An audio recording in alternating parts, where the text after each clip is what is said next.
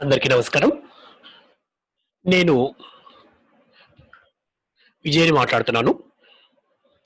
Doctor BRR ప్రభుత్వ కళాశాలలో రాజన రాజనీతి ఉపన్యాసకునిగా పనిజేస్తున్నాను. ఈరోజు మనము చెప్పుకునే పాఠం ఏంటంటే 'జర్మీ బెందామ్'. మనం చెప్పుకునే పాఠం పేరు 'జర్మీ బెందామ్'. అయితే జర్మీ బెందామ్ గురించి మనము చెప్పుకోవాలనుకుంటే చాలా అంటే ఆయన ఒక విధంగా కొంతమంది ఏమంటారంటే ద ఫౌండర్ ఆఫ్ యుటిలిటేరియనిజం, ఉపయోగితావాద మూలకర్త, సిద్ధాంత మూలకర్తగా, ఉపయోగితావాద సిద్ధాంత మూలకర్తగా ఆయనని చెప్పడం కూడా జరుగుతూ ఉంటుందన్నమాట. అయితే మరి ఆయన గురించి మనము అంటే ఈరోజు మనం ఏం చెప్పుకుంటామంటే ఆయన ఉపయోగితావాద సిద్ధాంతము, తర్వాత హెడోనిజం అంటే ఆనందవాదం అంటాము. అందులో భాగంగా అంటే ఉపయోగితావాదంలో భాగంగా అది కూడా కొంచెం చర్చించుకుందాం. దాని తర్వాత మనము ఆయన రకరకాల రంగాలలో అంటే న్యాయశాస్త్రం కావచ్చు, జైలు కావచ్చు, ఇతర రాజ కర్తవ్యాలు ఏంటి చెప్పారు, అంటే తర్వాత ఇంకా ఇతర సంస్కరణల గురించి కూడా కొన్ని వివరాలను మనము తెలుసుకునే ప్రయత్నం ఇప్పుడు మనము ఈ పాఠంలో చేద్దాం.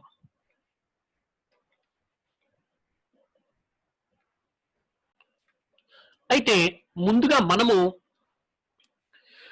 చర్చించాల్సిన విషయం ఏంటంటే ముఖ్యంగా ఇవాళ ఇప్పుడు మనము ఆయన గురించి, ఆయన జీవిత విశేషాల గురించి, ఆయన రచనల గురించి, ఆయనని ప్రభావితం చేసిన కొన్ని అంశాలను గురించి కనుక మనం చర్చించినట్లయితే ఆయన యొక్క ఈ ఉపయోగితావాదం కావచ్చు, ఇతర సిద్ధాంతాలను గురించి మనం సులువుగా అర్థం చేసుకోవచ్చు. అయితే ముందుగా మనం ఆయన జీవిత విశేషాలను గురించి తెలుసుకుందాం. ఒకటి ముందుగా మనం ఆయన ఎప్పుడు జన్మించాడంటే 1748 సంవత్సరం లండన్‌లోని అంటే ఇంగ్లాండ్ దేశంలోని లండన్ నగరంలో ఆయన ఒక సంపన్న కుటుంబంలో జన్మించడం జరిగింది. తర్వాత తర్వాత చిన్నతనంలోనే గ్రీకు, లాటిన్, ఫ్రెంచ్ భాషలలో ప్రావీణ్యాన్ని గలించడం ఆయన గొప్పతనంగా మనం చెప్పుకోవచ్చు. అలాగే తర్వాత 1766 అంటే అంతకన్నా ముందు డిగ్రీని 1766 సంవత్సరంలో ఎంఏ పట్టాను పొందడం కూడా జరిగింది. ఆ తర్వాత ఆయన అంటే న్యాయశాస్త్రాన్ని అభ్యసించి న్యాయవాద వృత్తిని కొంతకాలం చేపట్టినప్పటికీ కూడా దాని మీద అంత ఆసక్తి చూపక ఆయన ఏం చేశాడంటే తర్వాత ఆయన రసాయనిక శాస్త్రము, భౌతిక శాస్త్రాల యందు ఆయన ఆసక్తిని చూపించడం జరిగింది. తర్వాత 1808 సంవత్సరంలో జేమ్స్ మిల్ అంటే జేఎస్ మిల్ యొక్క తండ్రి జేమ్స్ మిల్ తో ఆయనకి పరిచయం ఏర్పడింది. ఇది చాలా ఆయనకి ప్రభావితం చేసిందని మనం ఆయన తత్వాన్ని ప్రభావితం చేసింది. 1832 సంవత్సరంలో చివరికి ఆయన మరణించడం జరిగిందనమాట. ఇది స్థూలంగా ఆయన యొక్క జీవిత విశేషాలు. ఇక తర్వాత మనం చూడాల్సింది ఏంటంటే ఆయన యొక్క రచనలు ముఖ్యంగా ఆయన చాలా ఇక్కడ మన రచనల గురించి మాట్లాడుకున్నప్పుడు ఆయన అనేక రకాల చాలా ఎక్స్టెన్సివ్ రైటింగ్ అని చెప్పొచ్చు. చాలా రచనలు ఆయన చేయడం జరిగింది. కానీ అవన్నీ కూడా ఒక వ్యవస్థీకృత పద్ధతిలో చేయడం జరగలేదు. అనార్గనైజ్డ్ గా ఉన్నాయన్నమాట. అయితే వాటన్నిటినీ కంపైల్ చేస్తే కనుక వాటన్నిటిని క్రోడీకరించి ఒక 2 పుస్తకాలుగా చేయడం జరిగింది. ముఖ్యంగా అంటే మిగిలిన ఉన్నాయి, కానీ వాటన్నిటిని కనుక క్రోడీకరించి 2 పుస్తకాలుగా తయారు చేయడం జరిగింది. అవి ఒకటి a fragment on government, next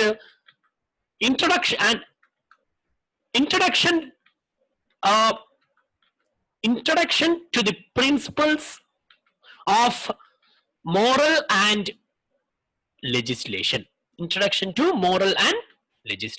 అనే ఈ 2 గ్రంథాలు కూడా ఏ ఫ్రాగ్మెంట్ ఆన్ గవర్నమెంట్ కావచ్చు, introduction to the principles of moral and legislation, ఈ 2 గ్రంథాలు కూడా ఆయన రచించిన వాటికి చాలా ముఖ్యమైనవి.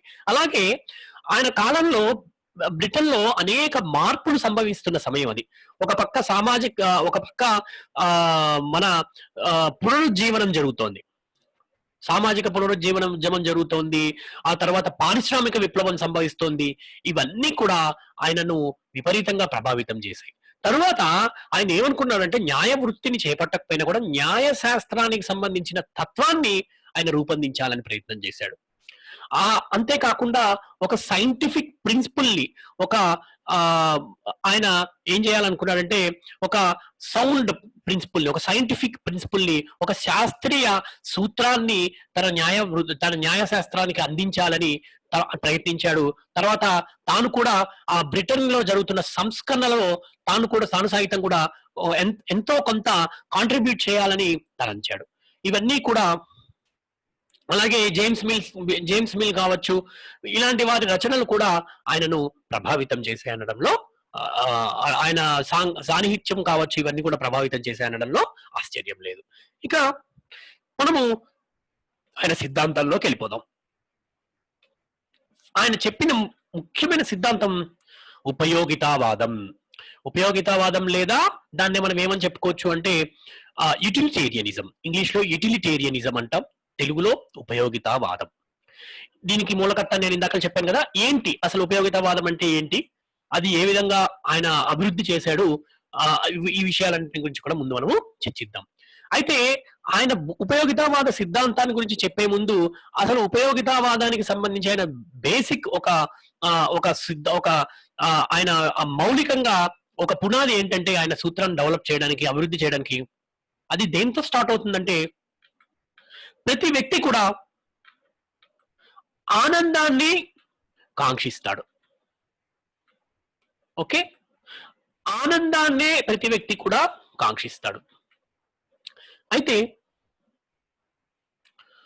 ఇక్కడ ఏం చెప్తారంటే ఆనందము మరియు బాధ అనే ఇద్దరు ప్రకృతి అంటే ప్రకృతి మానవుణ్ణి ఏం చేసిందంటే ఆనందము మరియు బాధ అనే ఇద్దరి సార్వభౌమాధికారుల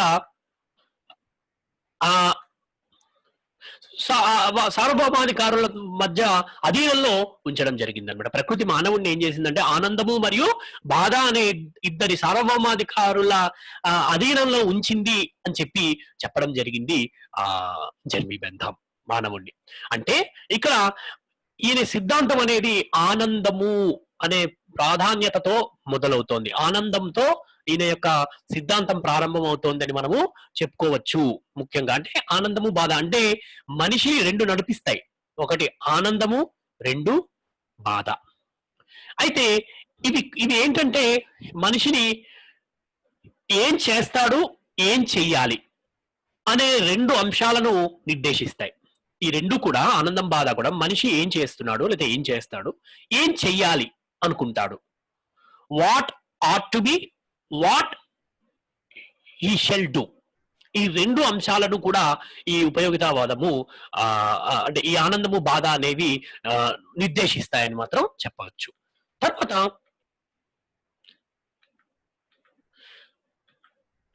అలాగే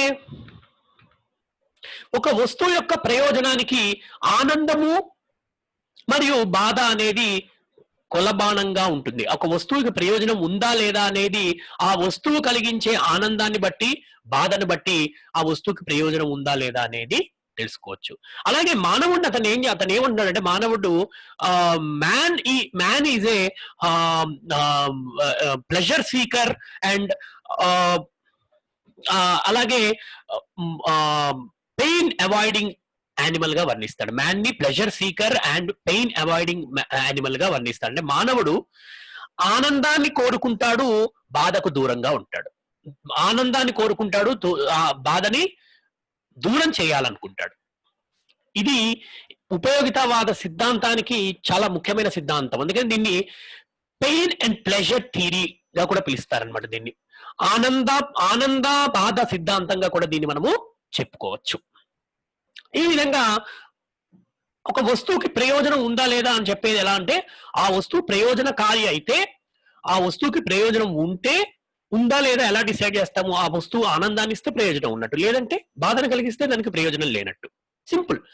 ఏ వ్యక్తి చర్య, మొత్తం వ్యక్తి చర్యలంతటికీ కూడా ఈ ఈ యొక్క ఆనందము, బాధ ఈ రెండే నిర్దేశిస్తాయి. ఆయన బెంధాం ఉద్దేశంలో ప్రతి వ్యక్తి చర్య, ఆయన ఏం చేయాలనుకుంటున్నాడో, ఆయన ఏం చెయ్యొద్దు అనుకుంటున్నాడో, మానవుడు ఏం చేయాలనుకుంటాడో, ఏం చెయ్యొద్దు అనుకుంటాడనే విషయాన్ని రెండే అంశాలు ప్రభావితం చేస్తాయి, ఆనందము, బాధ అని చెప్పడం జరుగుతుంది.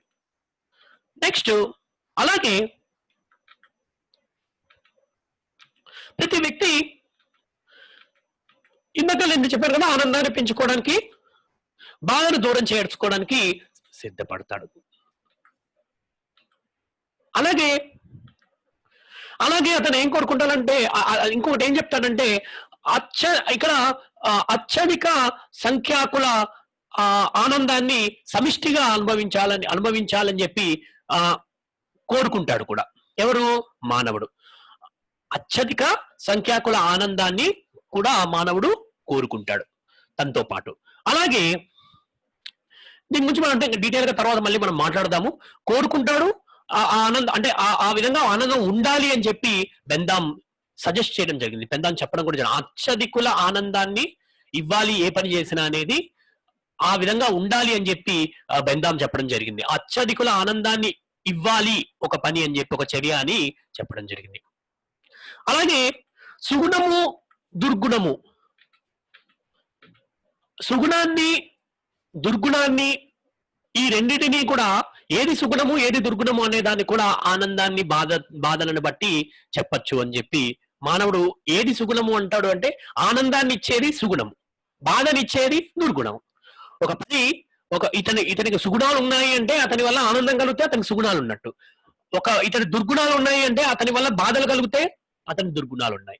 ఈ విధంగా ప్రతి అంశాన్ని, ఆఖరికి సుగుణాన్ని, దుర్గుణాన్ని కూడా ఆనందం, బాధలతో ముడిపెట్టాడు బెంధాం. అంటే ఉపయోగిత అంటే ఒక వస్తువు లేదా ఒక అంశము ఆనందాన్ని ఇస్తే అది దానికి ఉపయోగిత ఉన్నట్టు, అది ఉపయోగపడుతుంది, లేదంటే దానికి ఉపయోగిత లేనట్టు. ఒక్క మాటలో చెప్పాలంటే ఒక వస్తువు లేదా ఒక అంశము ఆనందాన్ని ఇస్తే దానికి ఉపయోగిత ఉన్నట్టు, లేదంటే దానికి ఉపయోగిత లేనట్టుగా మనము చెప్పుకోవచ్చు. ఇక్కడ మనిషి, ఇందాక మనం అనుకున్న మానవుడు ఆనందవాదం అని కూడా చెప్పచ్చు, ఎరోడిజం అంటాం ఇంగ్లీష్ లో. ఈ ఆనందవాదము అంటే ఏంటి అంటే, మానవుడు అంటే ఈ యొక్క ఉపయోగితావాదము మానవుడి గురించి డిస్క్రిప్టివ్ అంటాము, ప్రిస్క్రిప్టివ్ అంటాము. అంటే డిస్క్రిప్టివ్ అంటే మానవుడు యొక్క ప్రవర్తనను గురించి, మానవుడు ఎందుకు ఇలా ప్రవర్తిస్తున్నాడు అని చెప్పేదాన్ని డిస్క్రిప్టివ్ అప్రోచ్ అంటాం. అంటే ఈ ఉపయోగితావాదం డిస్క్రిప్టివ్ అప్రోచ్ కూడా కలిగి ఉంది. ఎందుకంటే మానవుడు ఏం చేస్తున్నాడు, ఇప్పుడు మానవుడు ఎలా ఉన్నాడు, మానవుడు ఎందుకు ఈ విధంగా ప్రవర్తిస్తున్నాడు అంటే, ఎందుకు ప్రవర్తిస్తున్నాడు, అతనికి ఆనందం ఇచ్చే విషయంలో ఒక విధంగా ఆనందాన్ని ఇవ్వని వాటికి దూరంగాను ప్రవర్తిస్తున్నాడు. అంటే దీన్ని మనము ఏమంటామంటే సైకలాజికల్ హెడోనిజం అని కూడా అంటారు. ఈ విధంగా ఉండడాన్ని సైకలాజికల్ హెడోనిజం అంటాం. అంటే మానవుడు ఏ విధంగా ప్రవర్తిస్తున్నాడో అని ఎక్స్ప్లెయిన్ చేసే క్రమంలో అతని యొక్క సైకలాజికల్ ఆస్పెక్ట్స్ ని తీసుకుంటోంది. ఆనందము, బాధ, ప్రవర్తన ఇవన్నిటిని కూడా తీసుకుంటున్నారు. అంటే దాన్ని ఏమంటాం, సైకలాజికల్ హెడోనిజం అని చెప్పవచ్చు. అలా కాకుండా మానవుడికి ఎక్కువ సంతోషాన్ని ఇవ్వాలంటే ఏం చేయాలి, ఏ విధంగా చేయాలి అంటే ఇక్కడ సజెషన్ ఇస్తాం. ప్రిస్క్రిప్షన్, డాక్టర్ మనం ప్రిస్క్రిప్షన్ ఇస్తాం, ఈ మందులు వాడాలి, ఆ మందులు వాడాలని డాక్టర్ మనకి ఎలా అయితే ప్రిస్క్రిప్షన్స్ ఇస్తారో ప్రిస్క్రైబ్ చేస్తున్నాం. ఇక్కడ అంటే ఏం చేయాలి, దీన్ని ఎథికల్ హెడోనిజం అంటారు. అంటే మానవుడికి ఆనందాన్ని ఇవ్వడానికి ఏ చర్యలు చేపట్టాలి అని కూడా ఉపయోగితావాదం చెప్తాం. దీన్ని మనం ఏమంటాం, ఎథికల్ హెడోనిజం అంటాం. ఆ విధంగా ఆనందవాదాన్ని ఆధారంగా చేసుకుని ఈ యొక్క ఉపయోగితావాదం అనేది కొనసాగుతూ ఉంటుంది అన్నమాట. తర్వాత మనం చూడాల్సింది నెక్స్ట్ ఏంటంటే, ఇప్పుడు ఇవన్నీ చెప్పుకున్నాం సరే. ఆనందము, మనిషిని ఆనందము, బాధలు మధ్య సార్వభౌమాధికారం ఈ రెండు మధ్య ఉంచింది ప్రకృతి అని కూడా చెప్పాను. ఏది మనిషి ఎప్పుడు ఆనందాన్ని ఇచ్చేదానికి దగ్గర అవుతాడు, బాధని ఇచ్చేదాన్ని దూరం అవ్వాలని చూస్తాడు, ఇవన్నీ కూడా మాట్లాడుకున్నాం. అసలు మనిషి యొక్క ఆనందాన్ని, బాధల్ని కొలవచ్చా అంటే కొలవచ్చు అంటాడు. ఎందుకు అంటే ఇందాక నేను మీకు చెప్పాను, ఈయన రసాయన శాస్త్రము, భౌతిక శాస్త్రం కూడా చదివాడు కాబట్టి సైంటిఫిక్ ప్రిన్సిపుల్ ని, శాస్త్రీయమైన సూత్రాలను తను అందించడానికి ప్రయత్నం చేశాడు. అందుకనే శాస్త్రీయ ఒక శాస్త్రీయ దృక్పథంలో ఒక ముఖ్యమైన అంశం ఏంటంటే పరిమాణాత్మకమైన ప్రమాణాలు. పరిమాణాత్మక ప్రమాణాలు అంటే క్వాంటిఫైబుల్ అంటాం మనం. అంటే ఆనందం కూడా క్వాంటిఫైబుల్, అంటే దాన్ని కొలవచ్చు, దాన్ని మెజర్ చేయొచ్చు, దాని క్వాంటిటీ ఎంత ఉంది, దాని పరిమాణాత్మక ఎంత ఉంది అని చెప్పి ఆనందాన్ని కానీ బాధని కానీ కొలవచ్చు అని చెప్తాడనమాట. దీనికైనా ఫెలిసిఫిక్ గణనము అంటాం, లేకపోతే ఫెలిసిఫిక్ కాలిక్యులస్ అనే ఒక సూత్రాన్ని ఆయన తయారు చేయడం జరిగింది అనమాట. అయితే ఇక్కడ మనం చెప్పుకోవాల్సింది ఏంటంటే ఈ ఆనందాన్ని ఈ బాధని కొలవాలి అంటే ఆయన 7 యొక్క డైమెన్షన్స్ చెప్పడం జరిగింది. 7 అంశాలను ఆయన తెలియజేయడం జరిగింది. ఈ 7 అంశాల ఆధారంగా ఒక మనిషి యొక్క ఆనందాన్ని బాధని చాలా సులువుగా కొలవవచ్చు అని చెప్పడం జరిగిందనమాట. అది ఏంటో మనం ఇప్పుడు చూద్దాం. ఒకటి తీవ్రత. అంటే తీవ్రత అంటే ఒక మనిషి యొక్క చర్య లేదా ఒక వస్తువు అది ఆనందాన్ని ఎంత తీవ్రతతో ఇస్తోంది. 100% తీవ్రత, 100% హ్యాపీనెస్ ఇస్తుందా, 90% హ్యాపీనెస్ ఇస్తుందా, 80% హ్యాపీనెస్ ఇస్తుందా, ఇలా దీన్ని ఈ విధంగా మనము దాన్ని గణన చేయడం ద్వారా ఆనందాన్ని లేదా బాధని కొలవచ్చు. ఒక వస్తువు లేదా ఒక అంశము ఆ ఆనందాన్ని బాధని ఎంత తీవ్రతతో ఇస్తోంది అనే దాన్ని మనము కొలవడం ద్వారా ఆనందాన్ని బాధని కొలవచ్చు. ఇది ఒక అంశంగా మనం చెప్పడం జరిగింది అనమాట. ఇంటెన్సిటీ అనమాట అంటాం దీన్నే మనం. ఇంకొకటి కాల పరిమితి, డ్యూరేషన్. అంటే కాల పరిమితి, డ్యూరేషన్ అంటే ఒక ఆనందం ఒక వస్తువు, ఫర్ ఎగ్జాంపుల్ మనము ఐస్ క్రీమ్ తిన్నాం. ఐస్ క్రీమ్ తింటే ఆ ఐస్ క్రీమ్ తినడం వల్ల పొందే ఆనందం ఎంత కాలం ఉంటుంది, అంటే దాని కాల పరిమితి ఎంత ఉంటుంది. ఒక ఆనందం, ఒక వస్తువు లేదా ఒక చర్య వల్ల కలిగే ఆనందము లేదా బాధ యొక్క పరిమితి ఎంత కాలం ఉంటుంది, ఎంత సేపు ఉంటుంది అనే అంశాన్ని కూడా దృష్టిలో పెట్టుకోవాలి ఆనందాన్ని లేదా బాధని కొలిచే సందర్భంగా. అలాగే నిశ్చితత్వము, అనిశ్చితత్వము. దీన్ని సర్టెనిటీ ఆర్ అన్సర్టెనిటీ. అంటే ఇక్కడ మనకు గుర్తుపెట్టుకోవాల్సింది ఏంటంటే ఒక పనిని చేయడం వల్ల అది ఎంత ఆనందాన్ని ఇస్తుంది. ఖచ్చితంగా ఆనందాన్ని ఇస్తుందా, ఇవ్వదా, ఎంత పర్సెంట్ ఇవ్వచ్చు, 100% ఆనందాన్ని ఇస్తుందా, 90% ఇస్తుందా, 80% ఇస్తుందా, 60% ఇస్తుందా, అలాగే బాధ కలిగిస్తుందా, ఎంత పర్సెంట్ కలిగిస్తుంది అని కనుక మనం ఆ అంశాన్ని కూడా మనం దృష్టిలో ఉంచుకోగలిగితే ఆనందాన్ని మరియు బాధని కొలవచ్చు. నిశ్చితి లేదా అనిశ్చితి, దీన్నే సర్టెనిటీ ఆర్ అన్సర్టెనిటీ, ఈ అంశాన్ని కూడా దృష్టిలో పెట్టుకోగలగాలన్నమాట. ఎంత గ్యారంటీ ఉంది, ఈ పని చేయడం వల్ల నాకు ఆనందం కలుగుతుందన్న గ్యారంటీ ఉందా. అలాగే నెక్స్ట్ మనం గుర్తుపెట్టుకోవాల్సింది 4వ అంశము సామర్థ్యము, దూరత.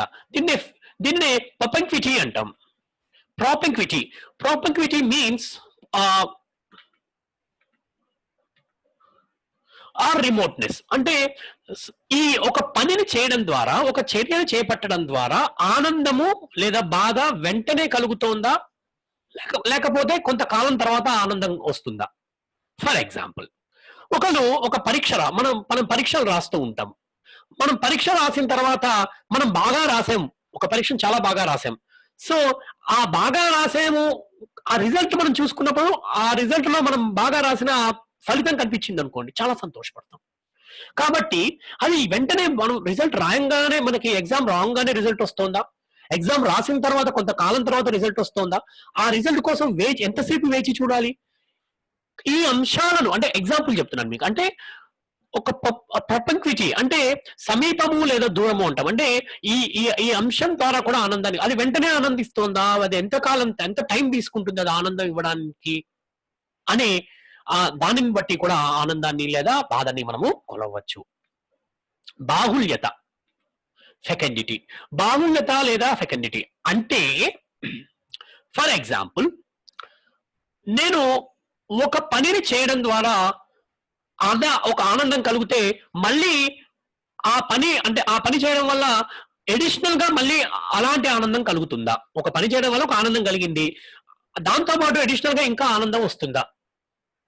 అంటే ఫర్ ఎగ్జాంపుల్ నేను ఒక ఎగ్జామ్ రాశాను, ఆ ఎగ్జామ్ రాసిన తర్వాత ఆ ఎగ్జామ్ పాస్ అవ్వడం అనే ఆనందంతో పాటు నాకు ప్లేస్మెంట్ కూడా ఇచ్చింది అనుకోండి, అంటే నాకు ఉద్యోగం కూడా ఇచ్చింది అనుకోండి ఆ ఎగ్జామ్, దానికి ఏమున్నట్టు బాహుళ్యత ఉన్నట్టు, ఆ చర్యకు బాహుళ్యత ఉన్నది. అలా అదే రకమైన ఆనందం కనుక మళ్ళీ అదే పని ద్వారా కలిగితే దాన్ని బాహుళ్యత, ఫెకండిటీ అంటాం అనమాట. ఇది కూడా ఆనందాన్ని బాధని కొలిచే అంశాలలో ఒకటి. తర్వాత స్వచ్ఛత, దీన్ని ప్యూరిటీ అంటాం. స్వచ్ఛత లేదా ప్యూరిటీ అంటాం. ఏంటి స్వచ్ఛత లేదా ప్యూరిటీ అంటే, ఆనందాలు ఒక ఒక చర్య చేపట్టడం ద్వారా ఆనందమే ఉంటుంది తప్ప ఇంకా దాని తర్వాత మళ్ళీ పెయిన్ రాకూడదు, దాని తర్వాత మళ్ళీ మనకి బాధ ఉండకూడదు. అలాంటప్పుడు ఆ అంశానికి స్వచ్ఛత లేదా ప్యూరిటీ ఉన్నట్టుగా చెప్తాం. ఒక అంశాన్ని, ఒక చర్యని మనం చేపట్టినప్పుడు, లేదంటే ఒక వస్తువుని మనం ఉపయోగించినప్పుడు దాని వల్ల ఆనందమే కలుగుతుంది, ఆ ఆనందం తర్వాత మళ్ళీ బాధ ఉండకూడదు. ఫర్ ఎగ్జాంపుల్, దీంట్లో మనకి మానసికమైన అలాంటి వాటిలో అలాంటి స్వచ్ఛత దేనికి ఉంటుందంటే, భౌతికపరమైన అంశాల కన్నా కూడా మానసికపరమైన ఆనందానికే ఎక్కువ ఆ స్వచ్ఛత ఉంటుంది. ఉదాహరణకి, ఒక మనిషి విందు భోజనానికి వెళ్ళాడు. ఆ ఒక విందును ఆరగించాడు. విందును ఆరగించినప్పుడు చాలా బాగుందని బాగా తిన్నాడు, సంతోషపడ్డాడు. కానీ దాని తర్వాత అతనికి కడుపు నొప్పి వచ్చింది అనుకోండి, దానికి స్వచ్ఛత లేనట్టు. కాబట్టి ఈ విధంగా మనం ఆలోచించినట్లయితే ఈ ఒక ఈ ఈ యొక్క ప్యూరిటీ అనేది కూడా ఆనందాన్ని, బాధని కొల్లడిచే అంశాలలో ఒక ముఖ్యమైన అంశం. తర్వాత విస్తారము లేదా ఎక్స్టెంట్. ఇది చాలా ముఖ్యమైన అంశము ఈ యొక్క యుటిలిటేరియనిజంలో. ఏంటి విస్తారము అంటే, ఒక పని చేయడం ద్వారా ఒక్కరికే ఆనందం కలుగుతోందా, ఎంతమందికి ఆనందం కలుగుతోంది? ఎక్స్టెంట్, టు ఎక్స్టెంట్ ఎంతమందికి ఆనందం కలుగుతోంది, దీని ద్వారా కూడా ఆనందాన్ని కొలవచ్చు. ఒక మాట చెప్తాడు, గరిష్ట ప్రజలకు గరిష్ట ఆనందం అంటాడు ఆయన, Bentham. Greatest happiness of greatest people, maximum happiness of maximum people. అంటే ఎంత ఎక్కువ మందికి ఆనందం కలుగుతోంది ఈ పని చేయడం వల్ల, ఇది దీని ద్వారా కూడా ఆనందాన్ని కొలవచ్చు. అసలు ఆయన చెప్పిన సిద్ధాంతంలో ఇది చాలా ముఖ్యమైనది, maximum happiness of maximum people. అత్యధిక సభ్యులు, వ్యక్తులకు అత్యధిక ఆనందం, ఇది చాలా ముఖ్యమైన అంశం ఆయన చెప్పిన సిద్ధాంతంలో. సో ఈ ఎక్స్టెంట్ అంటే దీని ద్వారా కూడా మనం కొలవచ్చు. ఈ విధంగా 7 అంశాల ద్వారా ఫెలిసిఫిక్ గణన సూత్రం ద్వారా ఒక ఆనందాన్ని, బాధని కొలవవచ్చు, ఆనంద బాధని కూడా కొలవవచ్చు అని చెప్పడం జరిగింది బెందాం. తర్వాత నెక్స్ట్ మనం చూడాల్సింది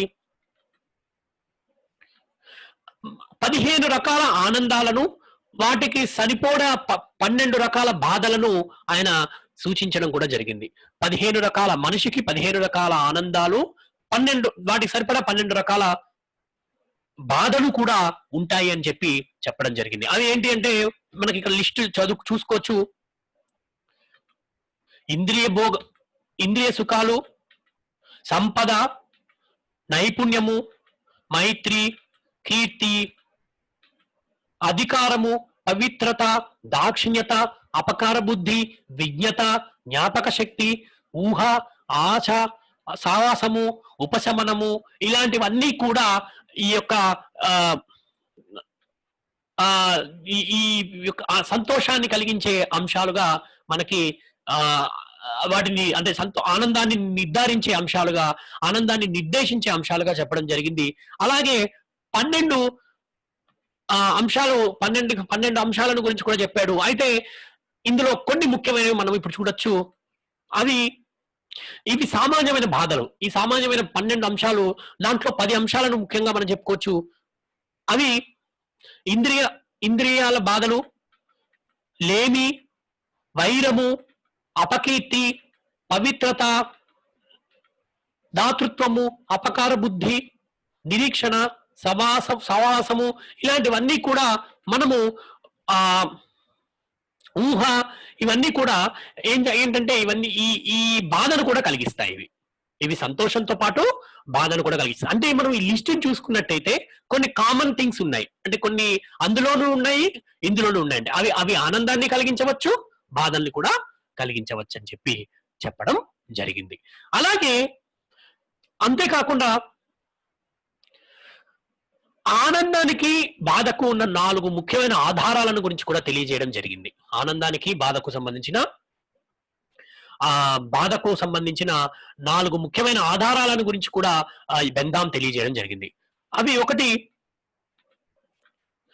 ఆనందాలు, బాధలు శారీరక వీటికి శారీరకమైన లేదా లేదా సహజ పరిమితులను కలిగి ఉంటాయి. ఇవి శారీరకమైన లేదా సహజమైన పరిమితులను కలిగి ఉంటాయి. అంటే ఈ ఆనందాలకి వీటికి అడ్డు అదుపు లేకుండా ఉంటాయని అనుకోవడం లేదు. కొన్ని శారీరకమైన పరిమితులు ఉండొచ్చు, అలాగే కొన్ని మానసికమైన పరిమితులు కూడా ఉంటాయి. ఫర్ ఎగ్జాంపుల్ మనము జంతువులాగా మనం కోరికలను తీర్చుకోలేము. దానికి కొన్ని పరిమితులు ఉంటాయి, మానసికమైన పరిమితులు ఉంటాయి, సమాజమైన కట్టుబాట్లు ఉంటాయి, శారీరకమైన బాధలు, శారీరకమైన ఈ యొక్క అడ్డుకట్టలు ఇవన్నీ కూడా మనము గమనించవచ్చు. మనం ఎంతో ఆనందాన్ని పొందాలనుకోవచ్చు, కానీ ఒక్కొక్కసారి మన శరీరం సహకరించకపోవచ్చు. ఆ విధంగా చెప్పాడనమాట. అలాగే అలాగే నైతిక ఆంక్షలు వీటిని నిర్దేశిస్తాయి. నైతికమైన ఆంక్షలు కూడా వీటికి ఆధారంగా కూడా ఉంటాయి. ఇందాక చెప్పాను, మనకి జంతుపరమైన వాంఛలు ఉండొచ్చు, కానీ మన కట్టుబాట్లు అవన్నీ కూడా మన ఆపుతాయి. ఇందాకనేమో శారీరకం, మనకు కొన్ని మనకి డాన్స్ చేయాలని బాగా ఉండొచ్చు, కానీ కాళ్ళు నొప్పి వస్తే చేయగలవా? చేయలేం. మానసికంగా కూడా మనం అలసిపోయినప్పుడు చదువుకోవాలనుకుంటాం, కానీ చదువుకోలేం. కాబట్టి ఈ విధంగా శారీరకంగా, మానసికంగా కావచ్చు, నైతికపరమైన ఆంక్షలు కావచ్చు ఆపుతాయి. అలాగే రాజకీయమైన అంశాలు లేదా చట్టపరమైన అంశాలు నిర్దేశించిన పరిమితులు కూడా మన యొక్క ఈ యొక్క ఆనందానికి ఆధారాలుగా, ఆనందానికి దుఃఖానికి ఆధారాలుగా ఉంటాయి. మనం కొన్ని చేయాలనుకున్నా కూడా వాటిని చట్టాలు పర్మిట్ చేయొచ్చు, పర్మిట్ చేయకపోవచ్చు. సో మనకు చాలా ఎగ్జాంపుల్స్ ఉన్నాయి. 12 తర్వాత మనము బార్స్ ఓపెన్ అవ్వకూడదు, రెస్టారెంట్స్ ఓపెన్ అవ్వకూడదు అని కొన్ని రూల్స్ పెడుతూ ఉంటారు. సో కాబట్టి ఉదాహరణ చెప్తున్నాను నేను. సో ఇవి కూడా కొన్ని పరిమితులను చేస్తాయి. తర్వాత 4వది మతాన్ని కూడా ఈ యొక్క ఆంక్షలు కూడా ఈ యొక్క ఆనందాన్ని లేదా బాధని పెంచొచ్చు లేదా తగ్గించొచ్చు. మతం కూడా తన యొక్క పాత్రను పోషిస్తూ ఉంటుంది. మత ఆచారాలు, మత కట్టుబాట్లు కూడా ఆనందాలను ఒక్కొక్కసారి పెంచుతాయి, ఒక్కొక్కసారి తగ్గిస్తూ ఉంటాయి. ఈ 4 ఆధారాలను ముఖ్యంగా మనము బెందాం చెప్పిన ఈ 4 ఆధారాలను మనము ఆనందానికి, బాధలకు సంబంధించినవి ఈ ముఖ్యమైన 4 ఆధారాలుగా చెప్పుకోవచ్చు. తర్వాత నెక్స్ట్ మనకి ఉపయోగితావాదము సిద్ధాంతము అని చెప్పుకోగానే మనకి కొన్ని లక్షణాలు గుర్తుకు రావాలి. ఆ లక్షణాలు ఏంటనేది ఇప్పుడు మనము చెప్పుకుందాం. ఉపయోగితావాదము అనేది ఆనందానికి సంబంధించింది. It's an ఎడోనిస్టిక్ theory. వాదానికి సంబంధించింది. ఆనందానికి మాత్రమే ఇది ముఖ్య ప్రాధాన్యత ఇస్తుంది. ఆనందం యొక్క ఆధారంగానే ఈ యొక్క సిద్ధాంతం మొత్తం కూడా వెళ్తూ ఉంటుంది. తర్వాత అలాగే నెక్స్ట్ మనం ఇంకొకటి చెప్పుకోవచ్చు. ఉపయోగితావాదము పరిమాణాత్మకతకు ఎక్కువ ప్రాధాన్యత ఇస్తుంది. గుణాత్మకత కన్నా కూడా పరిమాణాత్మకతకు ఎక్కువ ప్రాధాన్యత ఇస్తుంది. ఈ సందర్భంగా ఆయన ఏమంటాడంటే, పుష్పిన్ ఆట ఆడినప్పుడు కలిగే ఆనందం కావచ్చు, అలాగే ఒక వ్యక్తి కవిత్వం చదవడం ద్వారా కలిగే ఆనందం కావచ్చు, రెండూ సమానమే అంటాడు. కానీ దీని తర్వాత జేఎస్ మిల్ అలా ఎలా అవుతుంది, వేరు అవుతుంది అని చెప్పి సరే మన విమర్శ వచ్చినప్పుడు చెప్పుకుందాం. ప్రస్తుతానికి మన బెందాం ఏమంటున్నాడంటే పరిమాణాత్మకతకు ప్రాధాన్యత ఇచ్చాడు, పరిమాణాత్మకతకు ఎక్కువ ప్రాధాన్యత. అలాగే అంటే గుణాత్మకత కన్నా కూడా పరిమాణాత్మకము. ఎవరికి వచ్చినా ఆనందం ఆనందమే అంటాడు. ఆయనకి ఎవరికి వచ్చింది ఆనందం, ఎవరికి కలిగింది? పిల్లవాడికి కలిగిందా? ఒక కవిత చదవాలన్న ఆసక్తి ఉన్న వ్యక్తికి ఆనందం వచ్చిందా? కాదు. ఎవరికి వచ్చినా ఆనందం ఆనందమే కదా. కాబట్టి ఆ విధంగా పరిమాణాత్మకమైన ఆనందానికే ఎక్కువ ప్రాముఖ్యత ఇచ్చాడు. ముందుగా ఆనందానికి ఎక్కువ ప్రాధాన్యత ఇచ్చాడు, అందులోనూ ఆనందానికి సంబంధించిన పరిమాణాత్మకతకు ఎక్కువ ప్రాధాన్యత ఇచ్చాడు. అలాగే ఇది ఫలితాల ఆధారంగా ఉపయోగితను ఉందా లేదా అనేది నిర్దేశిస్తుంది. కారకాలను గురించి ఆలోచించదు. ఒక ఒక ఒక ఒక ఉపయోగితావాదం ముఖ్యంగా దేనిపై ఆధారపడి ఉంటుందంటే ఫలితాలను కాన్సిక్వెన్సెస్ మీద ఆధారపడి ఉంటుంది. ఒక వ్యక్తికి ఆనందాన్ని ఇస్తే అది దానికి ఉపయోగిత ఉంది. అది ఆనందాన్ని ఇవ్వకపోతే దానికి ఉపయోగిత లేదు. అది ఆనందం ఇచ్చింది లేనిది అని ఎలా తెలుస్తుంది? అది ఇచ్చే ఫలితాన్ని బట్టి తెలుస్తుంది. ఒక వస్తువు ఉపయోగించడం ద్వారానో లేకపోతే ఒక చర్యను చేపట్టడం ద్వారా వచ్చే ఫలితాన్ని బట్టి ఆనందాన్ని ఆ బాధని డిసైడ్ చేయగలుగుతాం కానీ దానికి అది ఎందుకు అలా చేస్తున్నామో దాని కారణం ఏంటి అనేది అవసరం లేదు. కాబట్టి ఫలితాన్ని బట్టి ఫలితానికి ఉపయోగితావాదం పెద్దపీట వేసిందని చెప్పొచ్చు. అలాగే తర్వాత మరొక ముఖ్య లక్షణం ఏంటంటే ఎవరి సంతోషము ప్రయోజనము ఈ కృషి చేస్తాము అంటే ఎవరి సంతోషం కోసం ఎవరి ప్రయోజనం కోసం చట్టాలు చేయాలి లేకపోతే కృషి చేయాలి ఇవన్నీ విషయాలను గురించి ఉపయోగితావాదం చెప్తుంది. అల్టిమేట్ గా ఆనందాన్ని ఇవ్వడం కోసం అటువంటి ఆనందం ఎవరికి ఇవ్వాలి? మనుషులకు ఇవ్వాలి. కాబట్టి అటువంటి కృషి జరపాలి, అటువంటి చట్టాలు రావాలి, అటువంటి సంస్కరణలు చేయాలి అని చెప్పి ఉపయోగితావాదము చెప్తుంది. అలాగే మానవుని ప్రవర్తనను క్రమబద్ధం చేసుకోవాలి, ఏ విధంగా మానవుని యొక్క ప్రవర్తనను ఏ విధంగా క్రమబద్ధం చేసుకోవాలనే విషయాన్ని కూడా ఈ ఉపయోగితావాదము సిద్ధాంతం ద్వారా మనము తెలుసుకోవచ్చు. అలాగే ఇది సార్వజనీనమైన సిద్ధాంతం.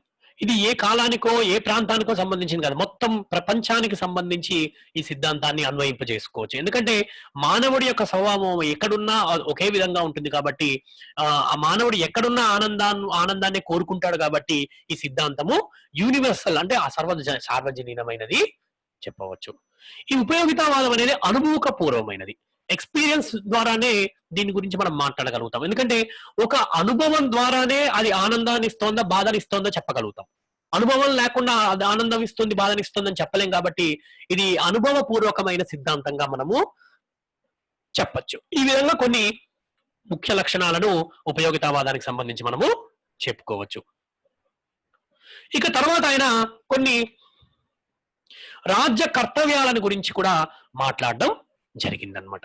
కొన్ని రాజ్య కర్తవ్యాలను గురించి కూడా మాట్లాడడం జరిగింది. అయితే దానికన్నా ముందు మనము ఒక ఇంపార్టెంట్ థింగ్ ఏం చెప్పుకోవాలంటే మరి ఉపయోగితావాదంలో ఆనందాన్ని ఇస్తుంది కదా, ఏది ఆనందము ఏది ఆనందాన్ని ఇస్తోంది ఏది ఆనందం కాదు అని ఎలా డిసైడ్ చేసుకుంటాము అంటే ఫర్ ఎగ్జాంపుల్ కొంతమంది ఏమంటారంటే ఒక ఉదాహరణ చెప్పుకుందాం.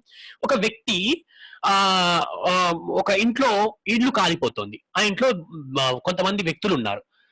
అయితే వాళ్ళని రక్షించాలి, ఒక వ్యక్తి అనుకుంటాడు, ఒక వ్యక్తి రక్షించాలనుకుంటాడు. కానీ ఇప్పుడు ఈ సిద్ధాంతాన్ని ఏమైనా ఉన్నట్టుగా చెప్తే వ్యక్తి ఏం కోరుకోవాలి? ఆనందాన్నే కోరుకుంటాడు, పెయిన్ ని కోరుకోడు, ప్లెజర్నే కోరుకుంటాడు, పెయిన్ ని కోరుకోడు, బాధని కోరుకోడు. కానీ ఆ ఇంటి లోపలికి వెళ్తే అతను బాధపడచ్చు, ఆ నిప్పుకి ఆయన బాధపడచ్చు, ఆ నిప్పు కలిగించే బాధకు ఆయన గురి కావచ్చు. అయినప్పటికీ ఆయన వెళ్ళి రక్షిస్తాడు. మరి అలాంటప్పుడు ఈ సిద్ధాంతము కరెక్ట్ కాదు కదా అని చెప్పి కొందరు అనుకోవచ్చు. అప్పుడు దానికి ఈయన ఏం చెప్తున్నాడంటే బెందాము, ఇక్కడ ఆ నిప్పు ఇచ్చే బాధ కన్నా కూడా వాళ్ళని రక్షించాము అనే సంతోషమే ఎక్కువ వస్తుంది. ఒక వ్యక్తికి నిప్పు కన్నా కూడా అంటే నిప్పు కలిగించే బాధ కన్నా కూడా ఆ నిప్పులో ఇరుక్కున్న వ్యక్తులను బయటకు తీసుకొచ్చామనే సంతోషం డామినేట్ చేస్తుంది అనుకోండి, ఆ సంతోషం ఎక్కువ ఉంది అనుకోండి, అప్పుడు వ్యక్తికి ఏం కలుగుతుంది? బాధ కన్నా కూడా సంతోషం పరిమాణమే ఎక్కువ ఉంది కదా. కాబట్టి అక్కడ మళ్ళీ ఆనందం అనే సూత్రం మీదే వ్యక్తి పనిచేస్తున్నాడు అని చెప్పి ఒక వివరణ ఇవ్వడం కూడా జరిగిందనమాట. సరే, తర్వాత మరి రాజకర్తవ్యాల గురించి ఈయన మాట్లాడడం జరిగింది.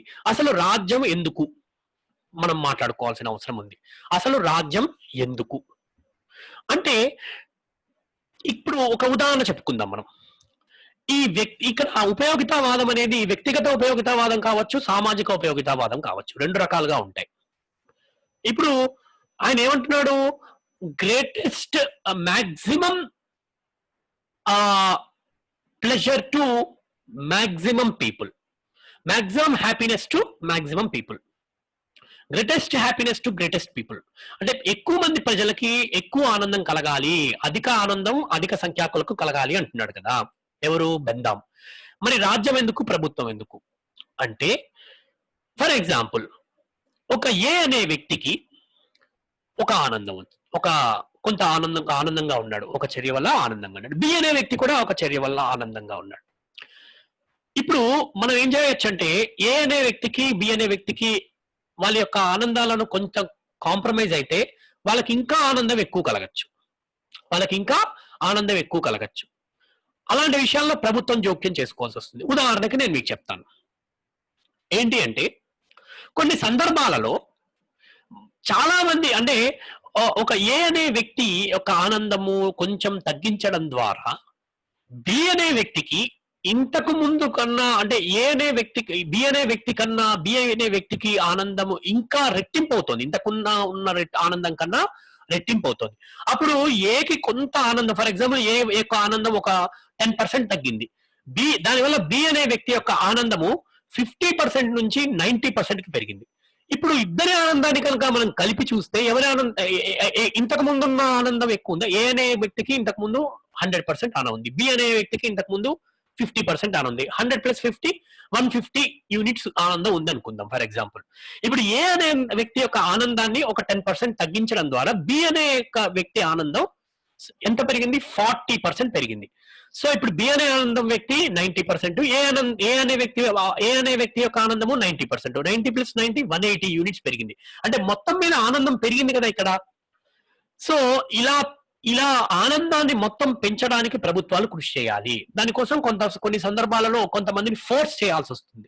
మీకు ఇంకా బాగా అర్థం కావాలి అంటే ధనికుల దగ్గర ఉన్న ధనికుల యొక్క ఆదాయానికి ఎక్కువ ట్యాక్స్ విధించడం ద్వారా కొంత వారికి ఆదాయం కట్ అవుతుంది.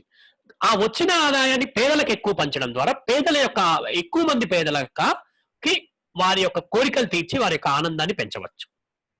దీనివల్ల ఏమవుతుంది? వ్యక్తి ఎప్పుడు కూడా స్వచ్ఛందంగా తన యొక్క ఆనందాన్ని వదులుకోవడానికి సిద్ధపడడు. అది కొంచెమైనా సరే ఎక్కువైనా సరే ఇష్టపడడు. అప్పుడు ఏం చేయాలి? ప్రభుత్వం చట్టాల రూపంలో చేసి అతనికి కొంతమంది వ్యక్తులకు ఒకరిద్దరు వ్యక్తులకి ఆనందం కొంచెం తగ్గుతుంది. మొత్తం మనం ఏమి ట్యాక్స్ వేయట్లేదు కదా, కొంతవరకే ట్యాక్స్ వేస్తాం. తగ్గినప్పటికీ దానివల్ల ఎంతో మంది పేదల యొక్క వారికి ఆనందాన్ని ఇవ్వగలుగుతున్నాం. అది ఈ విషయంలో ప్రభుత్వం జోక్యం చేసుకోవాల్సి వస్తుంది. ఈ యుటిలిటేరియన్ మొత్తం ప్రిన్సిపల్ ఎందుకు చెప్తున్నాడంటే ఇదనమాట. చూసారా, ఆనందాన్ని మాక్సిమైజ్ చేయగలగాలి. ఆ బాధ్యతని ప్రభుత్వం తీసుకోవాలి. దానికోసం అవసరమైతే కొంతమంది ఆనందాన్ని కొంత తగ్గించవలసి ఉంటుంది. దానికి ఫోర్స్ కావాలి. అందుకని చట్ట రూపంలో దాన్ని చేయవలసి ఉంటుందని చెప్పి ఆ యుటిలిటేరియన్ సిద్ధాంతం ఆధారంగా దాన్ని ఇంకా ముందుకు తీసుకెళ్లే ప్రయత్నం చేశాడు బెంథమ్. అయితే ఇక్కడ ఈ విధంగా రాజ్యం అనేది ఆవిర్భవించింది. సామాజిక ఒడంబడిక సిద్ధాంతం ద్వారా ఆవిర్భవించిందనే సిద్ధాంతాన్ని ఒప్పుకున్నప్పటికీ కూడా సామాజిక ఒడంబడికకి కట్టుబడి వ్యక్తి ఉండాల్సిన అవసరం లేదు. ఉపయోగితావాదానికి కట్టుబడి ఉంటే చాలు వ్యక్తి అని చెప్పడం జరుగుతోంది. రాజ్యానికి కట్టుబడి ఎందుకుంటాడు?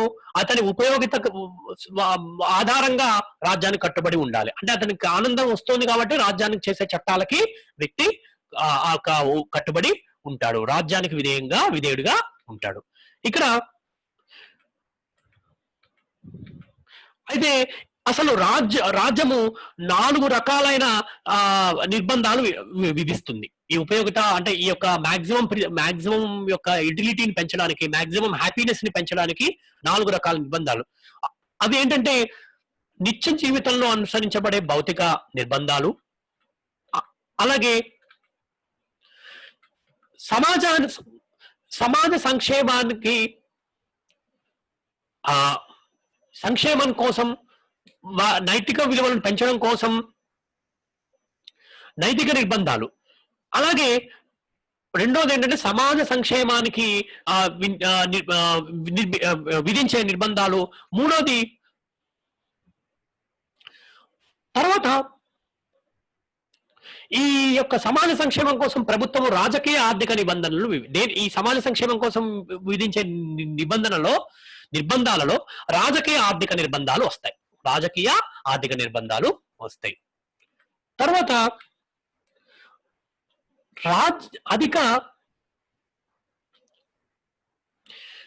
అయితే ఇంకొక ముఖ్యమైన విషయం ఏంటంటే రాజకీయ, నైతిక, ఆర్థిక మరియు భౌతిక ఈ 4 నిర్బంధాలు కూడా చాలా ముఖ్యమైన నిర్బంధాలుగా చెప్తాం. ఇక తర్వాత మనం చెప్పుకోవాల్సిన ముఖ్యమైన విషయం ఏంటంటే రాజ్యం యొక్క ముఖ్య లక్ష్యం ఏంటి? అధిక సంఖ్యాకులకు అధిక ఆనందము. ఇందాక నుంచి మనం చెప్తూనే ఉన్నాము. అధిక సంఖ్యాకులకు అద్ అధిక సంఖ్యాకులకు అధిక ఆనందాన్ని ఇవ్వడం కూడా రాజ్యం యొక్క ముఖ్య కర్తవ్యం.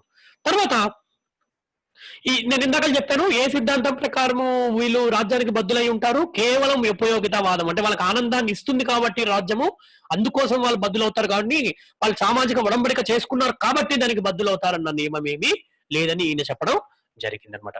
తర్వాత వ్యక్తి యొక్క రాజ్యం కర్తవ్యం ఏంటంటే వ్యక్తి ధర్మకర్తృత్వ మండలిగా వ్యవహరించాలి. అంటే వ్యక్తిని కాపాడాలి, వ్యక్తి యొక్క ఆస్తిని కాపాడడము, వ్యక్తి ఆస్తిని పరిరక్షించడము, వ్యక్తికి ముఖ్యంగా ఆనందాన్ని ఇచ్చే పనులు చేయడమే రాజ్యం యొక్క ఈ యొక్క ఆనందం ఈ యొక్క రాజ్యం చేయాలి. ఈ విధంగా రాజ్యానికి సంబంధించిన కొన్ని కర్తవ్యాలను మనము చెప్పుకోవచ్చు.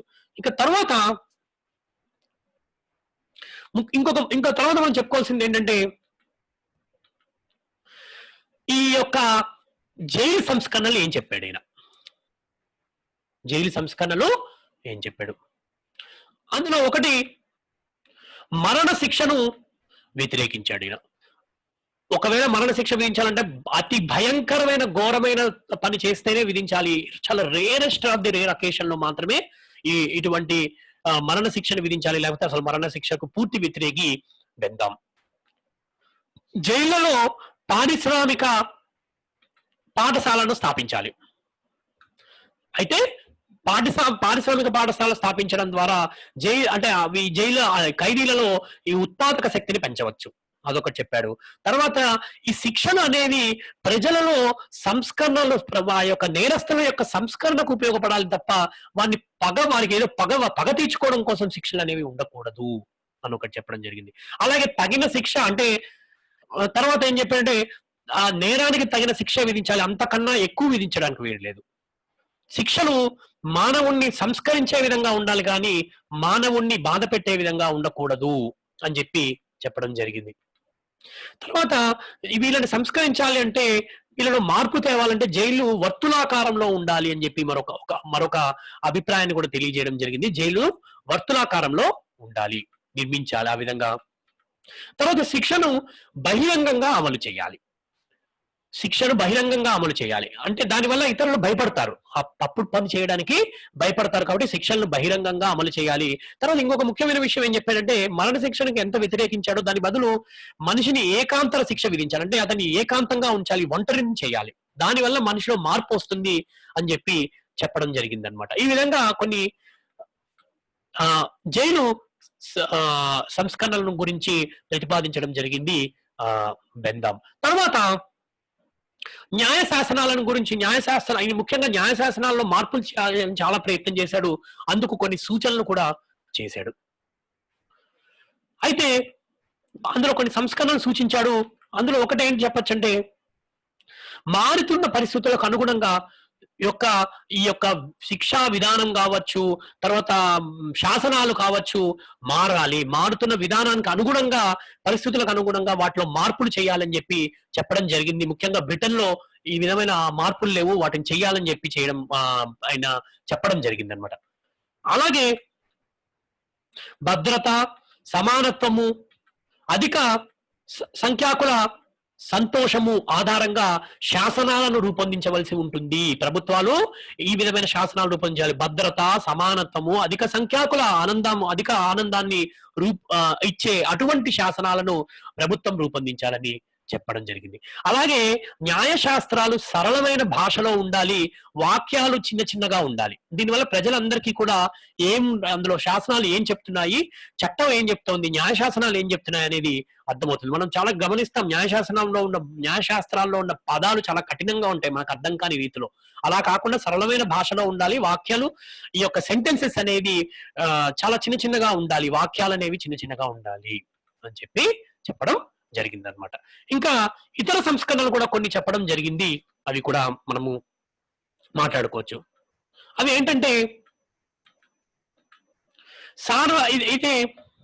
ఒకటి ఏంటంటే సార్వజనీన ఓటింగ్ ను ఈయన సమర్థించడం జరిగింది. సార్వజనీన వయోజన ఓటు హక్కును ఈయన అందరికీ ఓటు హక్కు ఉండాలి, ముఖ్యంగా స్త్రీలకు కూడా ఓటు హక్కు ఇవ్వాలి అని చెప్పడం జరిగింది. దీన్ని బట్టి మనకు అర్థమయ్యే విషయం ఏంటంటే ఆనాడు స్త్రీలకు ఓటు హక్కు లేదు, ఆనాడు స్త్రీలకు ఓటు హక్కు లేదు అనే విషయం మనకి అర్థమవుతోంది. అలాగే వార్షిక పార్లమెంట్ ని ఏర్పాటు చేయాలంటే ప్రతి సంవత్సరము ఒక పార్లమెంట్ ఎన్నికలు జరపాలి. పార్లమెంట్ ఎన్నికలు మనం 5 సంవత్సరాల్లో జరుగుతుంది. దీన్ని బిల్ తిరస్కరించాడు. అయితే ఈయన మాత్రం సమర్థించడం జరిగింది. వార్షిక అంటే ఆనాడు బ్రిటన్ లో ఉన్న పద్ధతినే యథాతథ స్థితిని అంటే వార్షిక పార్లమెంట్ ఆనాడు ఉండేది, దాన్నే ఈయన కూడా సమర్థించడం జరిగింది. తర్వాత రహస్య ఓటింగ్ విధానాన్ని ఈయన సమర్థించాడు. ఈయన ఈ మిల్ బహిరంగ ఓటింగ్ విధానాన్ని సమర్థించాడు. ఈయన తర్వాత వచ్చిన జేఎస్ మిల్, కానీ ఈయన మాత్రం రహస్య ఓటింగ్ విధానాన్ని సమర్థించడం. ఎన్నిక నియోజకవర్గాలను సమానంగా జనాభా ప్రాతిపదికన దాన్ని ఏర్పాటు చేయాలి. ఎన్నికల యొక్క నియోజకవర్గాలను జనాభా ప్రాతిపదికన సమానంగా ఏర్పాటు చేయాలి అని చెప్పడం జరిగింది. తర్వాత శాసనసభలో వారసత్వంగా వస్తున్న హక్కుని అంటే వారసత్వపు హక్కుగా వస్తున్న సభ్యత్వాన్ని రద్దు చేసి దాని బదులుగా కూడా ఎన్నికలు జరపాలి. అలాంటి సభ్యులను తొలగించి ఎన్నిక పద్ధతి ద్వారానే శాసనసభ్యులను ఎంపిక చేయాలని చెప్పడం జరిగింది. ఈ విధంగా అనేక సంస్కరణలను ఈయన చేయడం జరిగింది. తర్వాత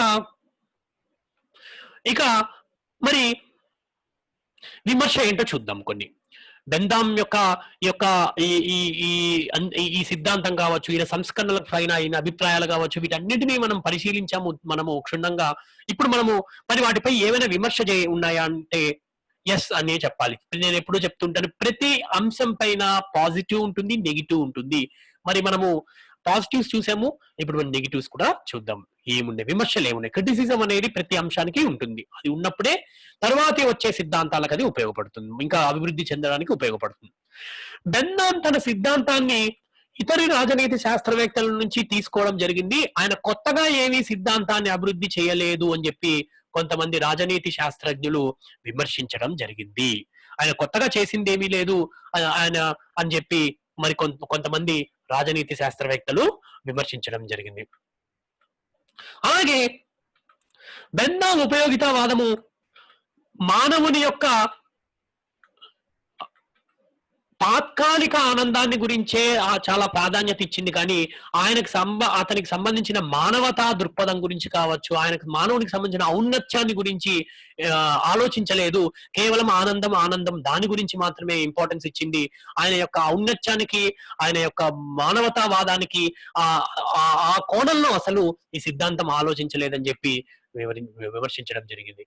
అలాగే బెందాం పరిమాణాత్మకమైన ఆనందానికే ప్రాధాన్యత ఇచ్చాడు, కానీ గుణాత్మకమైన ఆనందానికి ప్రాధాన్యత ఇవ్వలేదని మిల్ విమర్శించడం జరిగింది. అందుకనే ఈ సందర్భంగా మిల్ ఏమంటాడంటే, సంతృప్తి చెందిన పంది కన్నా అసంతృప్తి చెందిన మానవుడు మిన్నా, అసంతృప్తి చెందిన మానవుడు కన్నా సంతృప్తి చెందిన మానవుడు కన్నా అసంతృప్తి చెందిన సోక్రటీస్ మిన్నా అంటాడు. సంతృప్తి చెందిన పంది కన్నా అసంతృప్తి చెందిన మానవుడు మిన్నా, సంతృప్తి చెందిన మానవుడు కన్నా అసంతృప్తి చెందిన సోక్రటీస్ మిన్నా అన్నాడు. అంటే గుణాత్మకతకు ప్రాధాన్యత ఇవ్వాలి, ఆనందాన్ని. అంటే దీన్ని చాలా మంది విమర్శించాడు, పరిమాణాత్మకంగానే ఉండిపోయింది. అందుకనే మిల్ ఏం చేశాడంటే, జేఎస్ మిల్ తర్వాత ఈ ఉపయోగితావాదానికి గుణాత్మకతను కూడా జోడించడం చేసి దాన్ని అభివృద్ధి చేయడం జరిగిందనమాట. అంటే కేవలం ఆనందాన్ని పరిమాణాత్మకంగానే చూడడం కరెక్ట్ కాదు, దానికి గుణాత్మకత కూడా ఉంటుంది. అలాగే ఆనందాన్ని అనుభవించే వారి యొక్క మానసిక స్థితిని బట్టి కూడా ఆనందము మంచి అది అది అది అత్యధిక ఆనందమా తక్కువ ఆనందమా ఏ విధంగా ఉంటుంది అని చెప్పవచ్చు అని మిల్ చెప్పడం జరిగింది. కాబట్టి పరిమాణాత్మకతకే ఇది పరిమితం అయిపోయిందని ఒక విమర్శ అనేది ఉంది. తర్వాత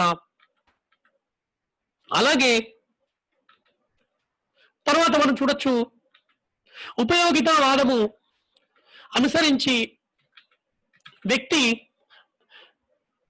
పరిమాణాన్ని మనము నిర్ణయించడం అనేది అంత సులువు కాదు.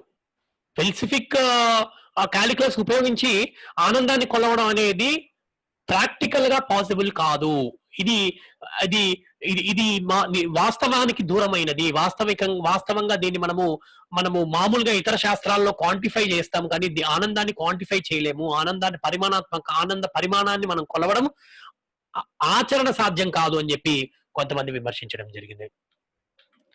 తర్వాత ఉపయోగితావాదాన్ని కేవలం భౌతికవాదంగా మిగిలిపోయింది అని చెప్పి ప్రొఫెసర్ ముర్లే విమర్శించడం జరిగింది. ఉపయోగితావాదం ఇది భౌతికవాదము, ఇది ఓన్లీ భౌతికపరమైన అంశాలను గురించి మాత్రమే, మానవుని యొక్క భౌతికపరమైన అంశాలకే ప్రాధాన్యత ఇచ్చింది కాబట్టి ఇది ఒక భౌతికవాదంగా దీన్ని విమర్శించడం జరిగింది. ముర్రే విమర్శించాడు.